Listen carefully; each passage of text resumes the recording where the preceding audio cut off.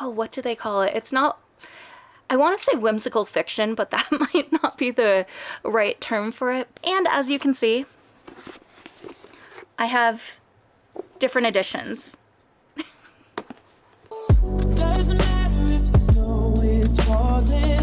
Cicero, everyone wants to say hi to you again. Yeah? Can you say hi back?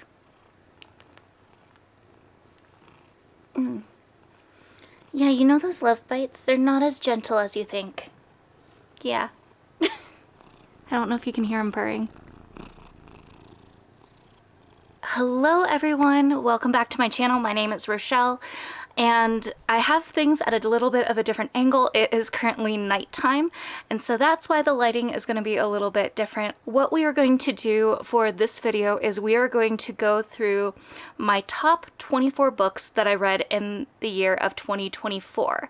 Now, I did read a total of 90 books so far. There's still a few weeks left, but I wanted to put together a list of the 24 books that I've personally loved and enjoyed reading during the year of 2024.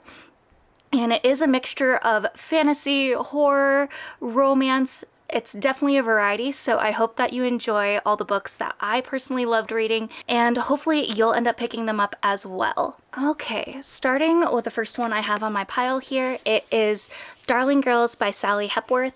I actually got this one as an ARC on NetGalley, and I enjoyed it so much that I had to go and get my own copy of it. This one is about 3 different girls, kind of like sisters, where they end up going to this foster home and end up going and realizing that things aren't exactly like how they were envisioning their foster home to turn out, and they end up going and creating this really strong sisterhood to kind of survive their not ideal circumstances. And then in the future, it turns out that some cops end up going and finding a dead body under the house that they had grown up in. And now they're thrown back together to try to figure out like who this body is and what actually happened. It was so good, and I listened to the audiobook for this book and I thought it was amazing. I was interested and raptured in the whole story. I couldn't put it down. So I usually had it playing whenever I was going and doing little chores and errands and everything. And then after I finished it, I had to go and get my own physical copy of the book. That is how much I enjoyed it. And then I had to, of course, mention one of my favorite book series that I read by Darcy Coates. I just found out who Darcy Coates was this year, as I ended up going and getting back into reading after a reading slump through college and all that stuff. So this is probably one of my favorite series. It is Voices in the Snow.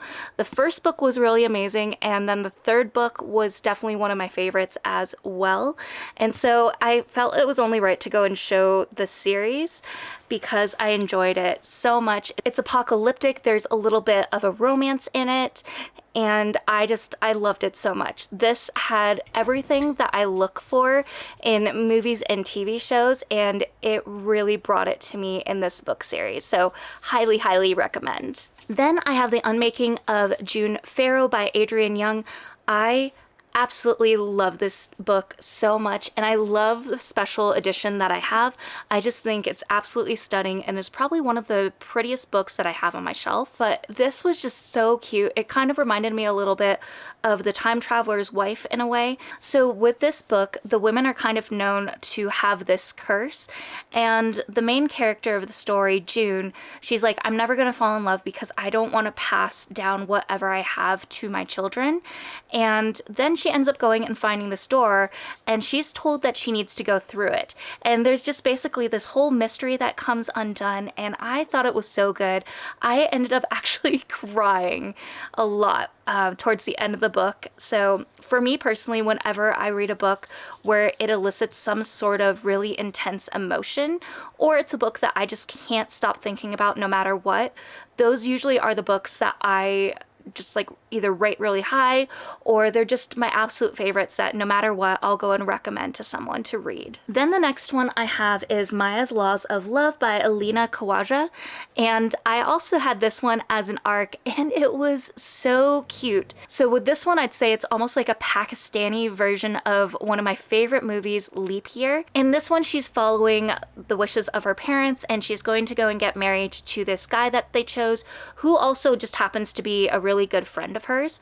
And she's like, I'm gonna go along with this. This is gonna be what ends up happening. I'm gonna make my parents happy and all that stuff. So she's going along with it, but then ends up going back to her home country where her family is to go and have the wedding. And throughout the process of going to the wedding, just a lot of really unexpected and unfortunate events end up going and happening that make her traveling experience awful. She's paired with this grumpy person who ends up being her unexpected travel partner. So it's one of those grumpy meets sunshine love stories in a way, and I absolutely loved it. I ate it up. I thought it was so cute and adorable, and I was just kicking my feet and giggling the whole time. So I had to go and get a physical copy for myself as well. And it's a really quick read.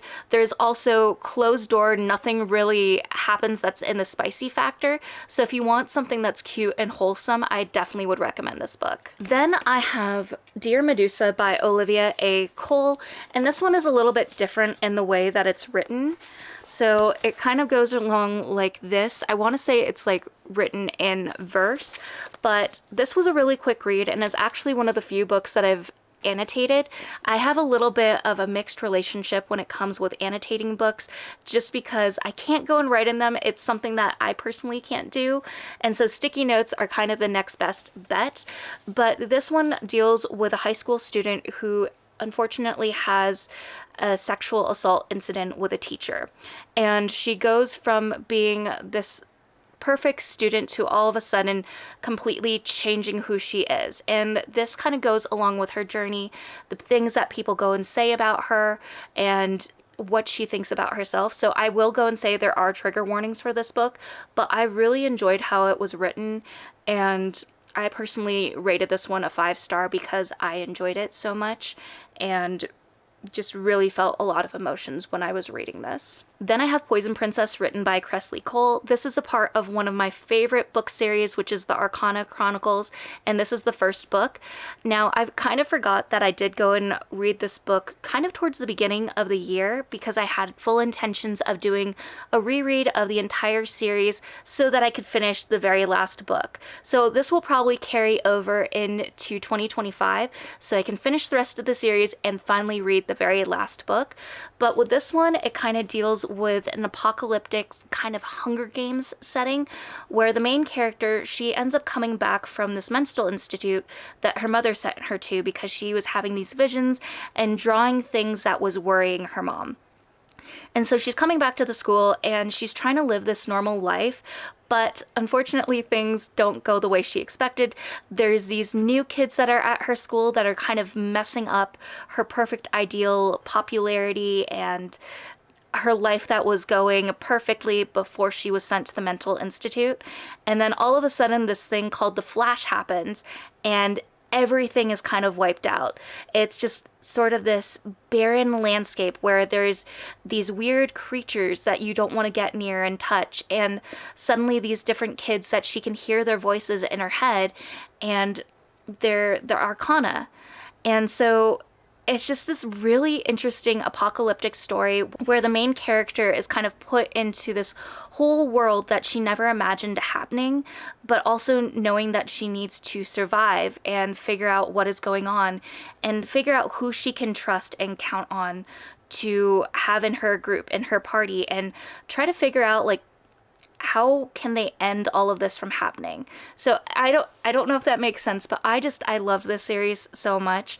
And the first book, reading it after so many years, yeah, there's a few cringy moments, but it really helps pave the way for how the characters appear in the books after that. So that's why I'm putting it on my top 24, just because this book holds a special place in my heart and I enjoyed the story so much. Then we have Girl of Flesh and Metal by Alicia Ellis, and with this one I actually got it from a Stuff Your Kindle Day, and that was how I found out not only about the book but also about the author.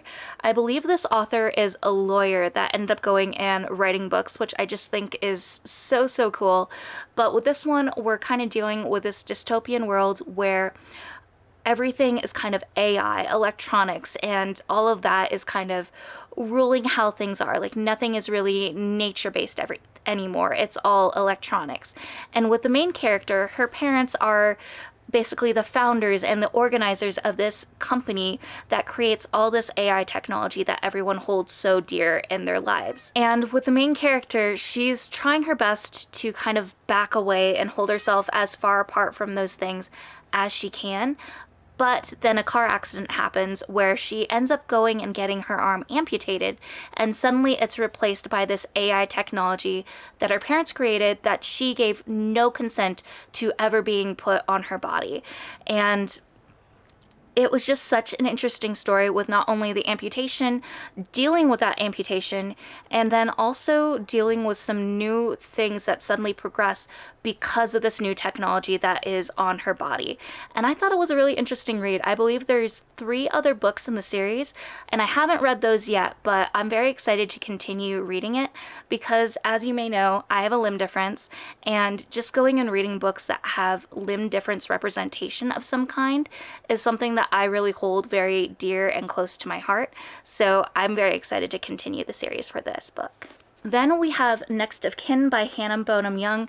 This is one of my favorite authors that I actually discovered this year, and I loved this book so much. So it's basically a grumpy meets sunshine love story, and in the story, our main character Chloe is basically trying to get custody of her little sister, who she suddenly learns is in the picture once her mother, who she's estranged from, shows up. And so she's trying to go through this process of getting custody of her little sister, but finds out she has the house for her sister, but she doesn't really have this solid income to convince them that she can go and take custody of her sister. So that goes and brings Warren into the picture. He has this solid income that's coming through, but he doesn't have the perfect living situation. So they end up going and getting paired together. Warren is trying to get custody of his brother who is deaf, and so they communicate with ASL. And once they're in this living situation, they actually learn that Chloe knows ASL as well. And so I really loved how in this book there was different formatting to go and show when they were talking in ASL and when they were actually verbally speaking and not using ASL. I thought that was such a unique thing that I've never seen represented in a book before, and so this one was just very enjoyable and also included one of my favorite romance tropes of grumpy meets sunshine. Alright, and then going on along with other books by Hannah Bonham Young, Out on a Limb. It had to be a part of my top 24 books of 2024. This book was absolutely amazing. I have probably been screaming it from the rooftops this entire year, but this book has just been absolutely amazing and is something that I very much enjoy, love. Holy grail book. But I actually had my fiance read this book, and he expressed similar feelings. He loved this story so much with Win and Bo. And as you can see, I have different editions. So if that doesn't convince you how much I love this book, I don't know what does. But with this story, we basically go with Win and Bo. Win was born with a limb difference, and Bo was actually an amputee. And they basically go and meet each other at this Halloween party and have a hookup that actually turns into an unexpected pregnancy. And I know that a lot of people aren't wild about unexpected pregnancy tropes, and this was personally the very first book I ever read that had that trope, and honestly it didn't bother me. I absolutely adored the story, and I love the limb difference representation. It was so accurate because Hannah Bonham Young has a limb difference as well, so this was her way of kind of inputting her own life into the story and some things that she's felt and experienced. And so this book just is something that I hold so dear to my heart, and I hope that one day I can actually go and meet the author in person and get her to sign all of my books, because she's just amazing and she always has some sort of representation in her books, which is so important and so huge. Next one I have is The Honey Witch by Sydney J. Shields. I absolutely love this one. It's a sapphic love story that kind of was compared to Bridgerton, but personally I felt more Secret Garden vibes from this book. And with the main character, she basically is not feeling like she's ever going to find the love of her life in her hometown, and just doesn't really seem to fit in with what everyone else is doing. So then when her grandmother shows up and is like, I need you and your help, I need you to be the next honey witch, but there is this one issue, you're never going to be able to fall in love. The main character is like, okay, sure, whatever, I have no prospects, so let's do it. And this book just was so cute with all the bees and the honey magic. I absolutely loved the imagery that I was able to create in my head while reading this book. And I just love the main character's relationship with her grandma. It reminded me of my own relationship with my grandma when she was alive. So there were a lot of moments that made me very emotional in this book. There were some darker notes that came especially at the end, but I personally absolutely adored and loved this book. I felt like it was the perfect cozy read as well to read during the fall time. Then I have That's Not My Name by Megan Lally, and I absolutely adored this book. This was the author's debut novel, so I didn't really know too much about it aside from seeing a few people pick it up. And I think this was also a buy one get one for when I went to Barnes & Noble, so immediately I was like, all right, sure, let's pick this one up. It was a really quick read and was so good. Basically, this character, she ends up getting found on the side of the road by a cop, and she has no memory, no recollection whatsoever of who she is and any memories that she had of her life. And so they go to the police station, and he's trying to help her see if they can pull any memories, anything that seems familiar to her. And then suddenly this guy shows up and he's like, you're my daughter, this is your name. And so basically she has to put her trust in this guy and see if she can remember what life he's basically telling used to be hers. And I thought this book was so good. There were a lot of twists, and it just, I couldn't put this book down. And so automatically after I finished this book, I was like, this author is going to be an auto buy for me. And this was her debut novel. So that kind of just shows how much I really enjoyed it. And I actually do have the arc for her next book, and I'm so excited to read it, and it comes out in January. Next on the list is Where He Can't Find You by Darcy Coates. This was another book that I really enjoyed by Darcy Coates, and it's more of a young adult book, but with this one, it gave me a lot of the It vibes. I haven't read It by Stephen King, but I have watched the movies, especially the newer ones, and it was very creepy and scary, and with this one, it seemed a little bit of a tamer version, I guess. Basically, this myth in the town, or this legend of this thing called the Stitcher, and you have to follow a certain set of rules, like don't being found alone at night, don't be doing this or this, otherwise the Stitcher will find you. And this book was so good. It was really creepy, and I couldn't put this book down either. With Darcy Coates' books, I feel like the way she writes in a way that you just get so invested into the story, and it's so hard to put it down. So even if it is a thicker book, I finished it so quickly, and it also had really cool comics in it between pages here and there, and that just helped kind of solidify the imagery I was already having in my head of what the story was looking like in the neighborhood and some of the eerie things that were happening. So yeah, I really recommend this book. I thought it was so good, and you should definitely pick it up in October for something creepy to read. Next, I have Come Out by Natalie C. Parker. This was another one I had as an arc. As you can see, the books that I read as arcs that really made an impact, or ones that I really enjoyed, I had to go and get physical copies because I really love getting to look at my bookshelves and see physical books that I've read that I've really loved. But this one also was sapphic as well. There was a lot of really neat notes with this book. It wasn't necessarily like a paranormal book per se, but dealt with some very real fears that I'm sure anyone in the LGBTQIA plus community has felt. And so with this book, I just really felt through a lot of the emotions that these girls were feeling, especially being in high school, growing up in a very small town that was highly religious. There were just so many things that I definitely could relate to and could really feel myself getting into the shoes of these characters. So I highly recommend this book, but definitely be aware of the story that you're going into, that it's not necessarily a really scary paranormal book, but more so deals with these other very real fears. Then I have Snow Globe by Soo-young Park, and this was actually one of the very first books that I've read that has been a translated book, so I thought that was a really neat factor. But this one is a dystopian thriller, and it has some notes where it's kind of Hunger Games in a way, just with higher up people being given more special privileges versus the lower class people. So with this story, there's basically this place called the Snow Globe, and this is where a lot of the richer celebrity type of people live. But the one caveat to this is anyone in the Snow Globe has their lives filmed, and they're on a TV show for everyone to go and see.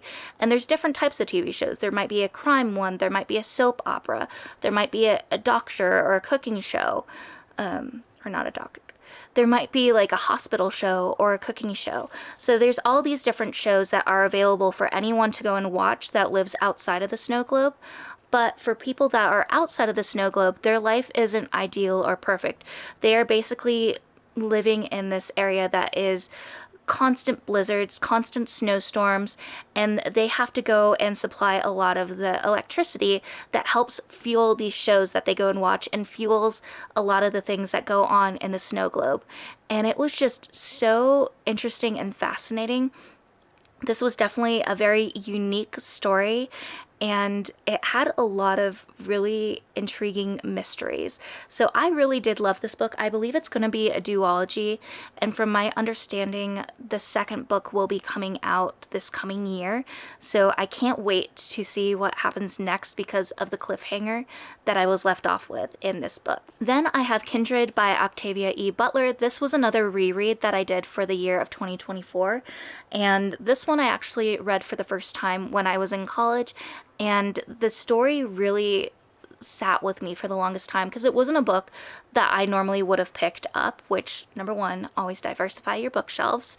But yeah, I had to go and read it again, and I actually picked up this copy when I was in Tennessee. I was really excited to go and get it because I've never seen this cover for this book before. With this one, we also deal with some time traveling. We have a Black woman that's living in present day, and then suddenly, while her and her husband are moving into their new home, she's suddenly transported to this different time where a little boy is drowning, and she goes and pulls him out of the water, but then suddenly is shown a gun to her face of the dad and the mom. They're talking in this different, they're using different grammar with how they're talking, and there's a different accent and certain things that definitely feel off and wouldn't be in present day. And suddenly it kind of turns out that she's getting brought back into time by this little boy. And that's about as much as I'm going to tell you because I don't want to spoil things too much, but it really was good. There's a lot of notes of racism in it, of course, because she is brought back in time into where slavery is very present. And it was a really good story, but very difficult to read, very hard, but also very eye-opening. So definitely recommend this book, and also just reading books by Octavia E. Butler, because even though these books were written quite some time ago, they really hit hard. They have a lot of mic-dropping moments. I have God Killer by Hannah Kaner, and this one actually wasn't on my radar until I learned that there was limb difference representation in this book. And that was when I was automatically like, I need to go and pick this book up. I was very surprised by how many different pieces of representation, especially disability representation, were present in this book. And I loved how badass the main character was.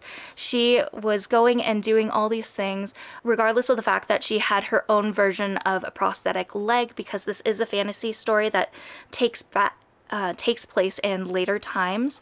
But it was so cool with the representation of how she was going and doing these things, but then also having to take off her prosthetic leg because of the soreness that was happening in the area where the stump of her leg was meeting with the prosthetic. And just these certain pieces that I absolutely adored, because that's stuff that you don't necessarily think of, and they were present in this book. So there were so many really interesting notes with this that really made me excited to read something that was put together like this book was. And I also would say that you should read this book because the limb difference representation and also disability representation in general in this book was amazing. Then I have The Solstice Court by Jade Juniper. I actually had this one as an ARC as well, and I found out about this author and this ARC through Threads. Highly recommend going on Threads. I feel like it's something that doesn't get talked about as much, and it's something I've really loved using these past few months. But Jade Juniper also has a YouTube channel, so I'll link her down below. This is a political fantasy and is kind of the first type of book that I've read that's like this. It deals with 3 kingdoms, and 2 of the kingdoms are fighting against each other, and the middle kingdom is kind of Switzerland and is trying not to be involved in any of these fights. The main character on the cover, Kezira, she is the sole heir, and she basically can't show any sort of partial feelings towards either of these kingdoms, otherwise she brings her own kingdom into this war as well. And I just loved the way that this book was painted, how we got to watch how she grew up and her friends, and then how things kind of changed as she was getting older and realizing a lot more of the weight and responsibilities that were going to be presented to her. I thought this was a really good read, and I also just have to say that it is such a beautiful cover. I just adore it so much. Then next one is Belladonna by Adeline Grace, and with this one, it wasn't necessarily like an absolute favorite, something that I'm like, you have to read, but I did really enjoy it. It kind of gave me more of those gothic Secret Garden vibes in this, and I really did like the aspect of death being a character that was very present in the story. I thought it brought a very unique value to it. And yeah, I'm very interested to continue reading the story. Like I said, this one isn't one that I'm like, oh, this is an absolutely amazing book, but it was enjoyable. I did have a video that I did where I was reading viral books and saying if they were worth it. So go and plug it in here if that's something that you're interested in checking out as well. Then I have The Frozen River by Ariel Lawhon, and this was another one I really enjoyed. This was a historical fiction, and I read this as a buddy read with my friend Once Upon a Bookish Steph, and I absolutely enjoyed this book. I had no idea really what it was about aside from the fact that there was a mystery present in it, and I'm really so glad that I read this book. I loved it so much. There were so many moments that I was just kind of making verbal noises, either like yelling out of frustration at the book or like throwing my fist in the air, getting so excited over a moment. And I had to, after every chapter or after a certain amount of pages, I'd have to put it down and run into my fiance's office to like reread him a portion of the book or tell him piece by piece what had just happened. So I loved this book. I know it was on the list of Goodreads nominees, but unfortunately didn't win. And I think that is such a sad thing because this was such a good book. And then last book on my list is We Used to Live Here by Marcus Cleaver. This was another really good book that I read. I just really enjoyed how much it really made me think and break down each moment in the book and wonder if I caught on to things, if I was gonna figure things out before the end of the book. And I did have another video for this one where I was reading haunted books in my new home, and this also is going to have a movie come out, and I really hope it comes out soon while the story is still fresh in my mind.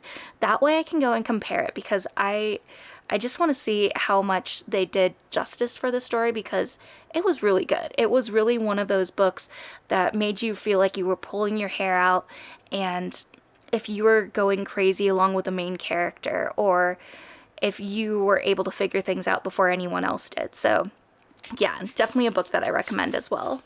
Hey, editing Rochelle here, and realizing that I only recorded 20 books instead of 4 books. I had their images